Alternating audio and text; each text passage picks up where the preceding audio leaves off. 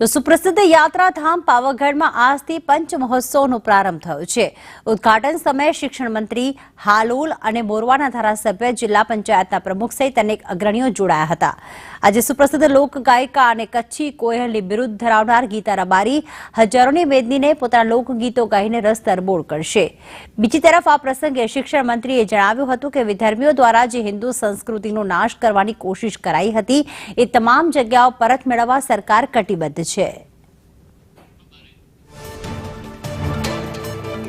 તો પાવાગઢ ખાતે આજે પંચમહોત્સવનો પ્રારંભ। આજે રાત્રે ગીતા રબારી પોતાના સુરીલા ગીતોથી લોકોને રસ તરબોળ કરશે। આજથી આ પંચમહોત્સવનો પ્રારંભ જ્યારે થઈ ચૂક્યો છે ત્યારે મોટી સંખ્યામાં લોકો અહીંયા દર્શન કરવા માટે આ નિહાળવા માટે આવી પહોંચશે। પંચમહોત્સવનો પ્રારંભ અને મોટી સંખ્યામાં લોકો આ ઉમટી પડવાની શક્યતા જોવામાં આવી રહી છે। પાવાગઢમાં આજથી જે આ પંચમહોત્સવ છે તેમાં શિક્ષણ મંત્રીએ ભાગ લીધો હતો।